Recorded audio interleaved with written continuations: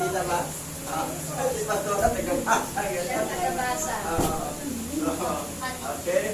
So, ayun mo ko, our precious Heavenly Father, Aba Yahawa Alahaya, through your begotten Son, Mashiach Yahawa Shai, na nagbuhos ng kanyang dugo sa Golgotha, habang nakabayubay doon sa punong kahoy, at kami ay magkaroon ng katubusan of the eternal redemption. Dahil yun po ang pinangako ni Abay Hawa kay Adan at Eva noong panahon na nasa labas sila ng Garden of Eden. Makabalik lang sa Garden of Eden kapag siya ay magkatawang tao at magbuhos na kanyang dugo para sa katubusan natin sa langit. Salamat po, Abay Hawa, nagkatawang tao po kayo, na ikaw po si Mashiach Yahawa Shai, nagbuhos ng dugo upang kami mapatawad sa aming mga kasalanan, the past, the present, the future, burado lahat, obtain eternal redemption. Ang redemption mo ay eternally, walang hanggang katubusan. Salamat po. Napakabuti mo talaga, Abay Yahawa. Dahil kung hindi ka nagkatawang tao, nagbuhos ng dugo, ay hindi kami magkaroon ng kaligtasan. At tinubos mo kami yung mga anak, bago pa ang isang libutan ito, ay naging anak mo kami. At kami ay yung minamahal, at kami rin ay dapat magmamahal sa iyo at maglilingkod. At sumasamba sa araw ng Sabat, sinasamba ka namin. Dahil yun po ang sinabi mo, 6 na araw, mula sa unang araw hanggang pang-6 na araw, magtatrabaho kami. Pero sa pang-7 araw ay kami magpahinga at sasamba, purihin ka namin. Nandito na kami sa araw ng Sabat. We worship you, Abay Yahawa Alahaya, Mashiach Yahawa. Salamat po. Sa umagang ito, kami kakain ng spiritual na pagkain, naglulong salita. Dahil ang aming kaluluwa na nailangan ng spiritual na pagkain, katulad ng aming pisikal na katawan na nailangan din ng pisikal na pagkain. Pero sa oras na ito, ang aming kaluluwa ang aming pagkakainin ngayon. Salamat po, narito kami, aming pagsalusaluhan ng iyong salita. At ito ay part 2 sa The End Times, sa pag-aaral ng huling kapanahonan. Salamat po. Let the raw kakadas guide and anoint your servant to deliver your word this morning. And let the sign of wonder will be manifest by the raw kakadas. Thank you so much. All is well. In the mighty name of our Savior, Mashiach Yahawa Shai. Everybody says, Yaman! Yaman! Palakpakan natin si Yahawa Shai. Let's continue our study of the end times. Ang pag-aaral ng mga huling kapanahonan, part 2. Nakaraang Sabat, part 1. Ito, part 2, karugtong siya. Is the COVID-19 vaccine equal to biblical end times and mark of the beast? Yan ang katanungan na kailangan sagutin. The mark of the beast, 666 daw, COVID-19 vaccine. So, tingnan natin kung ano ba talaga ang nangyari. Ito po ang si vaccinator, si Bill Gates, dating pinakamayamang tao sa buong mundo, si Bill Gates. Si Bill Gates. Nagpupunog siya ng beer sa gate, sa pintuan. Pili din ito. Siya ang vaccinator. Mabasa sa Revelation 13, verse 16 to 18. Yan. Okay. So, ito yung mga klaseng vaccine. Novavax, Moderna, Pfizer, gawa ng US, ito, gawa ng Europe, AstraZeneca, Pati pala Johnson. Tapos, Yan ang Sinovac, Sinovac. ito gawa ng Ang Sinovac, China. ang pinaka-Sinovac. All across China's Sinovac vaccine for emergency use. Maganda man yun. Yan, dito si President Duterte, Kaso lang. si Pastor King, dito sila Lahat nagpapaksin na ito. vaccine. Kasama sa Sputnik, gawa ng Russia. Russia to. Ayan, ito.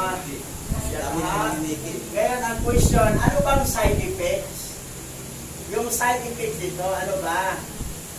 Ang side effects dito ay kakilakilabot na sakit. Buhay pa sila ay nabubulok na ang kanilang laman, mata at dila. Yun po ang side effects. Saan mabasa yan? Sa Sakaria? Mabasa yan? Well, matutupad lang sinabi sa Bible, sa prophecy. Ito ang mangyayari sa pilitan sa buong mundo. Dahil gusto niya bawasan ang tao sa buong mundo. Magbawas. Yan. Ito, 2021 Zombie Apocalypse Prediction. 8 hula ni Nostradamus sa taong 2021. Yan, hula. May mga 85% ang hula ni Nostradamus na tutupad. Meron namang hindi. Zombie Apocalypse sa 2021. So, sabi na by September daw. September, di pa na nangyayari. Pero pinaka-ultimate dito ay pinaka-maximum 2 years ang nangyayari sa makikita yung side effects sa itong mga tao na yan. O, tingnan mo. O, di ba? Nagkilabot-kilabot, bulok. Parang walking dead ang nangyari. Ayan, no? Kung tawagin na sa ano yan. So, pag mangyari yan, buong mundo, Sa aklat tawagin mo zombie. Ang problema sa zombie, Marami. pag makakagat siya ng tao na hindi zombie, Mag-isurbi din. yung virus na nandun sa kanya, lilipat sa nakagat niya at maging zombie din. Itong si Edmar, oh. Etong zombie, kahit anong mangyari yan, sa loob ng 5 buwan yan, mulang naging zombie siya, hindi mamamatay yan. Kahit sila mismo gustong magpakamatay, hindi rin sila mamatay. Basahin natin talata kamaya. Basa. Zacarias 14, chapter 14, verse 12, 14. Ang mga lulusob sa Jerusalem ay padadalhan ni Yahweh ng kakilakilabot na sakit. Buhay pa sila ay nabubulok na ang kanilang laman, mata at dila. Paghaharian sila ng malaking kaguluhan at sila'y naglabanan. Lulusubin ng mga taga-Huda upang ipagtanggol ang Jerusalem at sasamsamin ang maiiwan nilang kayamanang ginto, pilak at mga kasuotan. O yan. Lahat na pangyayari, pinahintulot yan. Padadalhan ni Yahweh. Kasi si Satanas, actually, lahat namang gagawin ni Satanas, hindi yan makagawa kung walang pahintulot. Katulad sa ginawa niya kay Job. So, talagang pinahintulutan na padadalhan ni Yahweh ng kakilakilabot na sakit. Pero buhay pa sila, ay nabubulok na ang kanilang laman, mata at dila. Gaano katinding klaseng sakit yan? So, sino ba ang pagbintangan natin? Na ang prediction ni Nostradamus, halos nagkatotoo yun, 2021. Lahat, oh. Kanino mangyayari? O kagat ba ng mga ibang mga hayop, nakagat ang tao naging zombie? Wala na pagbibintangan, vaccine. Kagat pa din ang tao. Kasi yung limbasya lang, panahon ni Pinoy, namatay ang Dami ka namatay, mga bata. So, yun. Yun yun. Ayan, tingnan mo mata. Oo. Yan ang itsura. Nawala ang Mga pagkala. kamag-anak natin na nagpabaksin, Nawala ang pagkala. at sa kawan sa maging zombie na yan, hindi na yan makakilala sa'yo kung sino ka. Pati sarili niya, talagang mangagat na lang yan. Wala na sarili, walking dead niya eh. Pero mo, patay na naglalakad, patay na buhay. Kailanman, walang nangyayari pa yan na nangyari sa buong mundo. Sa pelikula lang ginawa. Yung sa amin. Pero in reality, wala pa. Wala pa. Ito pa ngayon. Sa darating na mga araw. Basa. And to them it was given that they should not kill them, but that they should be tormented 5 months. And their torment was as the torment of a scorpion when he striketh, amen. At pinagkalooban silang huwag patayin ang mga ito, kundi pahirapan nilang 5 buwan. At ang kanilang pahirap ay gaya ng pahirap ng alakdan kung kumakagat sa isang tao. Verse 6, And in those days shall men seek death, and shall not find it, and shall desire to die, and death shall flee from them. At sa mga araw na iyon ay hahanapin ng mga tao ang kamatayan, at sa anumang paraay hindi nila masusumpungan, at mga nanasang mamatay, at ang kamatayan ay tatakas sa kanila. Amen. Ang kamatayan ay tatakas sa kanila. Gustong mamatay, pero hindi talaga sila mamatay. Oh? Oh? And in those days shall men seek death. Gusto na mamatay, yung mga Ano zombie. na yan? Pero hindi sila mamatay. Not fighting. Wala nang kamatayan. And shall desire to die. So, biro mo kung gaano katindi yan. Pero kailan mangyari yan? Tormented 5 months. 5 months. 5 buwan. So, sa loob ng 5 buwan, matagal-tagal din yan. Nagkalat yung zombie sa buong mundo. Naghanap ng sinong makagat nila. Hinabanan mo yun? Sabi ng pastor doon sa Caloocan, yung mga daughter, mga assistant pastor ni Bishop Charmer, yung anak ko, ay parang din namin yung ulo. Utang mo naman, hindi nga mamatay yan eh. Sa loob ng 5 buwan, 5 months, hindi mamamatay yan. Pagdating ng 5 months, saka pa mamatay. Sila mismo gustong magpakamatay ang mga zombie, hindi rin mamatay. Ngayon, kung labanan mo yun sa makipagbarilan ka sa kanila, hindi, wala silang kalaban-laban, wala silang baril, ikaw lang mayroon eh. Eh, ang dami naman nila. Kaliwat kanan, likod, harap. Pag mas makagat ka, pareho ka na nila, gano'n ba na rin yun? Ang galing ko naman thinking dyan. Takbo ang Pelikula namin yan eh. dito kung magtayo tayo ng sariling tinatawag na campsite. Sa loob ng 5 buwan, nandoon tayo, stock tayong bigas, asin, may mga pananim tayo. Kasi hindi na tayo makalabas eh. Sa loob ng 5 buwan, pag lumalabas ka, puro may mga ma-encounter mo, puro mga zombie yan. At hindi na mamamatay kahit walang kain-kain yan. Hindi matutulog yan. Ngayon kung lalabas ka, kailangan ang gagamitin mo sa sakyan, bulletproof. Nagasaan mo, hindi ka rin mamatay. Pero pukin mo yung mga salamin, hindi rin naman maduduro kasi bulletproof ang sakyan mo. Pero kung ordinary, pag pukpok ng salamin mo, durog na, papasok ka na sa loob. 5 buwan yan na pag-iisa natin. Pinaiksi ni Abay Hawa, yung kalamitin. Di ba sinabi roon, hindi ko lang pinasok, lalong haba. Na kung nasa bubungan ka, huwag kang bumaba. Kasi nandoon mga zombie na ba? Kung nasa bundok ka, huwag kang bumaba, may kukunin. Kasi nandoon na nga. At ang kapighatian na yan ay hindi pa naranasan mulang likhay ng sanglibutan.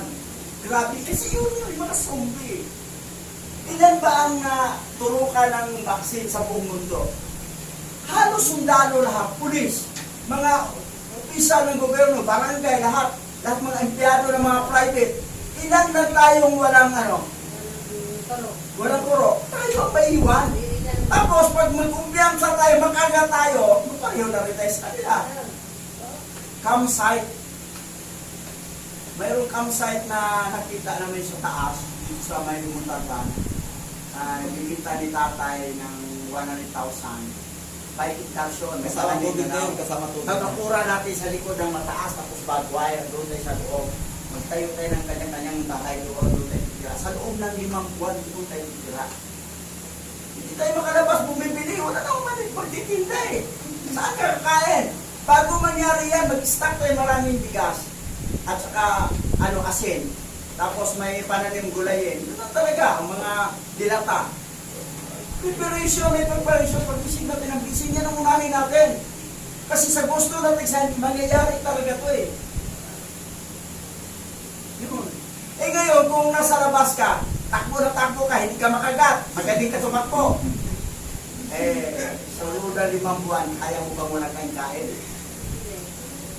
Mahuli ka rin na eh. Zombie ka na rin. Mahiya ka na pagod ka, gagapain sa mga doon. Ganun katindi Andyan ang lang, hirap meron ng ka panahon tayo. na yan. Ganun katindi. Kita mo sa palabas, iba nagpapanggap na sumpi. Malalaman man din nila ang hindi sumbi, nagpasumbi-sumbi. Natingin O yan, naglalakad yan, masulubong mo yung gano'n. Pero kung nasa loob ka ng bulletproof na sasakyan, sa kasaan yun, di pa rin mamamatay yan. Mga Amerikano pa naman, oh. Oo. Yeah. Yeah. Kanila na ako ng vaccine. Kasi sinabi ng Bible, di ba sa Karyas, Mga AstraZeneca yan sila eh. padadalahan ng sakit. Anong klase sakit? Ang laman nila mabubulok, mata at Mga dila. Pfizer. Pero buhay pa rin. Gusto mamatay, hindi mamatay. Sa loob ng 5 buwan. Ito ang epekto. Lahat talaga, 2 years ang pinaka-maximum na mangyayari. Kasama ng 5 buwan na sumbi. Pasa. All vaccinated people will die within 2 years. Nobel laureate Ruth Montagner has confirmed that there is no chance of survival for people who have received any form of the vaccine. In the shocking interview, the world's leading virologist stated bluntly, there is no hope and no possible treatment for those who have already been vaccinated. We must be prepared to cremate the bodies. The scientific genius backed up the claims of other eminent virologists after studying the ingredients of the vaccine. They will all die from antibody-dependent enhancement. That is all that can be said. O yan. Pabaksin pa more kayo. Yan yung sinabi ko pa dito, vaccine pa. Grabe, nandito na nga tayo sa Great Revolution. Intiring na tayo. Pero kung mayroong partial rapture, mas maganda, madala tayo sa partial rapture. Taon-taon eh. Walang kayang pera. Nabigo sila. Nasa third heaven tayo. Nandito pa tayo. Pero ang final rapture, nasa alapaap lang tayo. Hindi tayo pupunta sa third heaven. 1 hour lang yan. Titirahin, madaanan natin mamaya. Ni Kirihawa siya yung baba, gugma ko. After 1 hour, bababa na yung heaven, yung earth. Doon na tayo titira. Yung heaven, yung earth, at nandoon rin ang tree of life. Doon tayo kakain. Pero sa pag-rapture, automatic mag-change ang katawan natin, hindi na tayo mamamatay, kahit hindi pa tayo kakain ng tree of life. Mamaya, madaanan natin. I-advance ko lang sa inyo ito. Very excited itong mga topic natin ngayon. Yan, ito naman. Ito na ang tinatawag talagang microchip na employees get microchip implant. Kasi ang vaccine, ano na yan, to become zombie. Pero mayroon daw iba, mayroon daw kasunod, sabi nila, yung conspiracy theory, meron na kasunod na yung injection may kasama ng microchip. Ibang klaseng karayom na daw nagagigil. Kasi yung L3 ko lang, may microchip na yan eh. Yung RFID. Pag pumasok ka sa ano, bubukasan yan eh. Basta ano, dito yan, dito sa L3, yung RFID, papasok ka sa inlake, sa ice-lake. Dito yan. Ngayon, ito ang kilala. Okay. Patunayan natin na talagang 666, maliban kay Jesus Christ na 666, na pangalan sa tao, siya yun tinutubo, Jesus Christ. At ito din. Kita yung picture na yan? O yan. Microchip. Tatak ng halimaw. O yan. Ang tatak ng halimaw, 666, mark out the beast. Parang ano, Yan. Yan talaga. Dito sa kanan ko ngayon. Ito. Ito na to. Yung vaccine, kanan din. Dito, lang, kanan din. Pero for zombie talaga yon ang pinaka-target doon.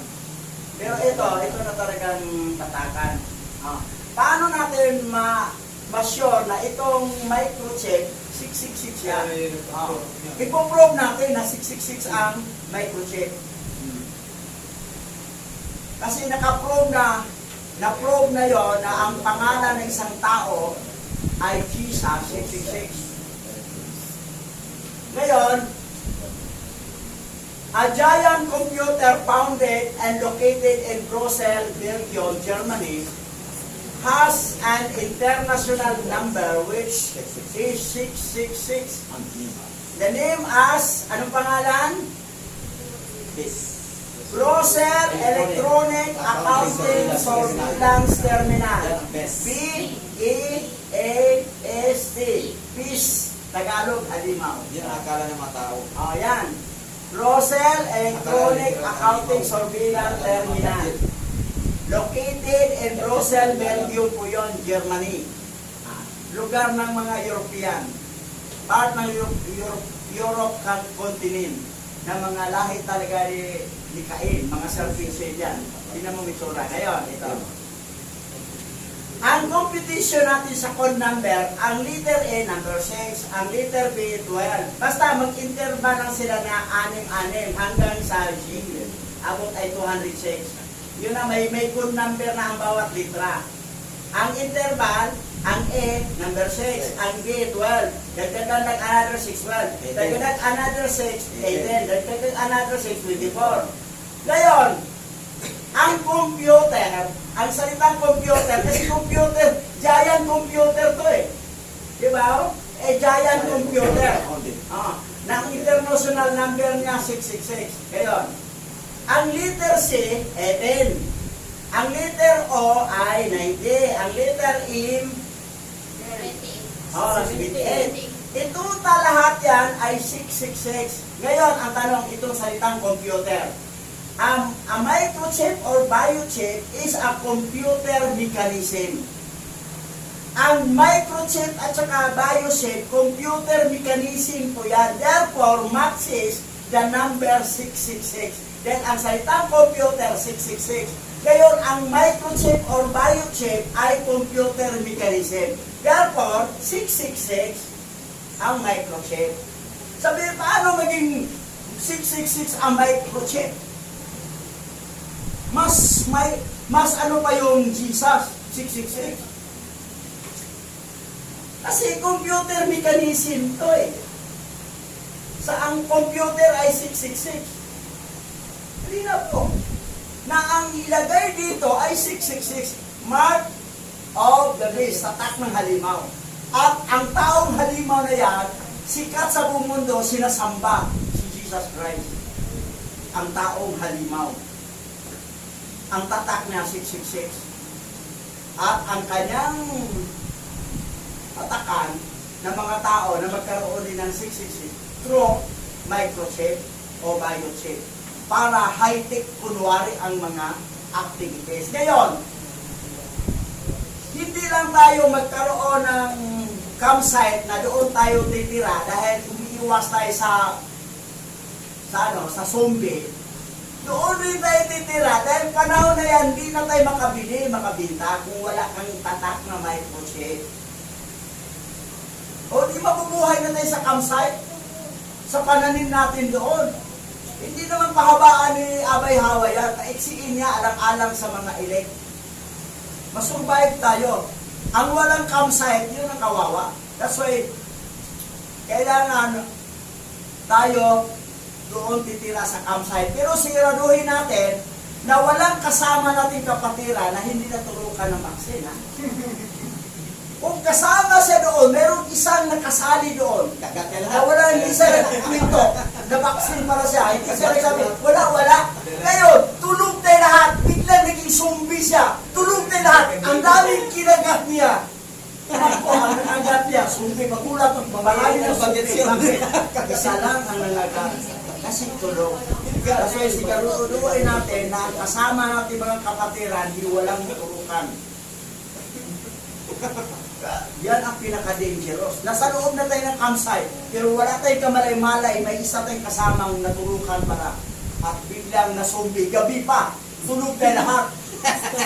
Tapos naging zombie siya bigla. Tapos nangagat na. Di wala tayong kamalay-malay, kinagat tayo dito.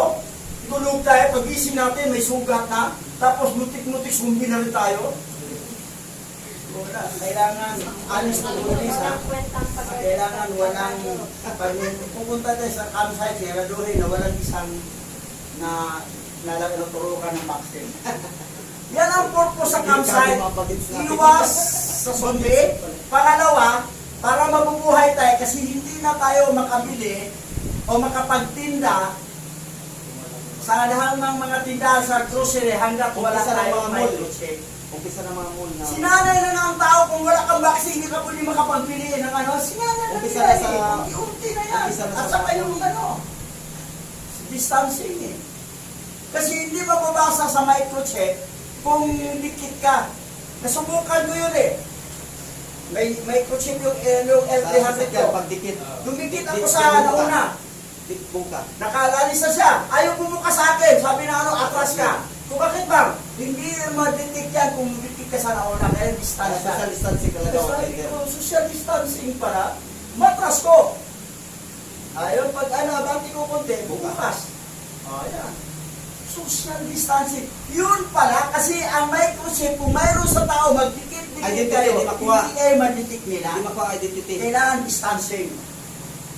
Di para nila madetect, kung mayroon ka microchip, dikit-dikit kayo. Para nila madetect. Ay, identity. Pero wag na lang. Ay, alam mo na yun pa. Wala pang pandemic. Alam na namin yun.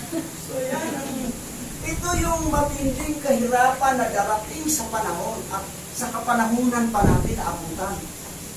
Panahunan pa natin.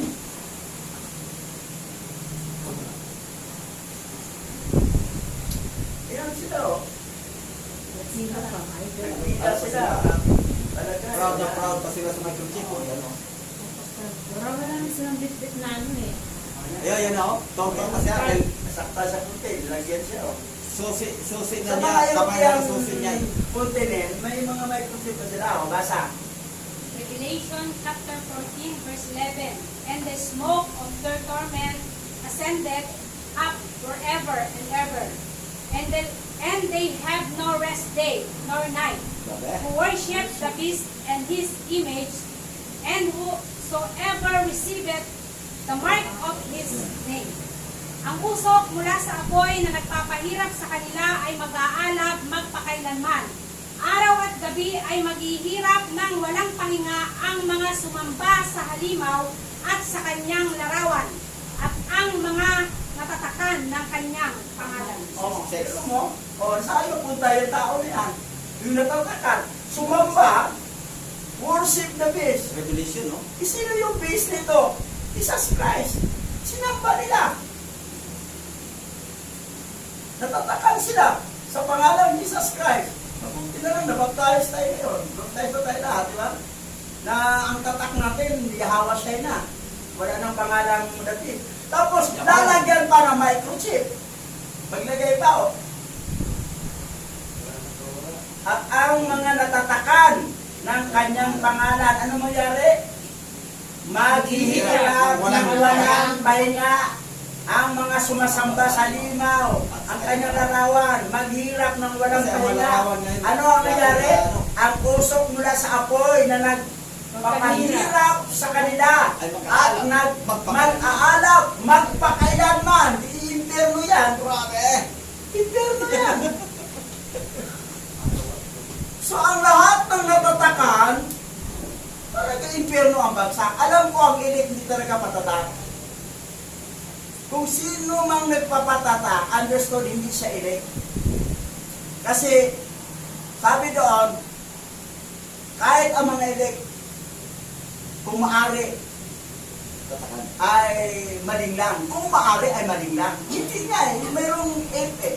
If, hindi naman, ang salita kasi kung maaari, ay hindi nga maaari. Then, nilinaw po ang sinabi ni King Yahweh Shai na bibigyan ko siya ng buhay na wala at kailanman hindi siya maagaw ni numan sa aking kamay. Ang aking ama na dakila sa lahat, hindi sila maagaw sa kamay ng aking ama. No one can snatch out of my hand. Hindi talaga maagaw, hindi ka talaga pwedeng magpatatak. Kaya sabi nga, hindi yan ni Abba Yahweh, bakit nagpatatak may microchip? Hindi yan totoong hindi yan tupa, kambing niyang nagtupa-tupaan lang. Kasi ang totoong tupa, kahit anong mangyari, hindi talaga magpatatak niya at hindi magpabaksin. Baksinan. Kaya ano, pwede sabihin, hindi ako pinapala.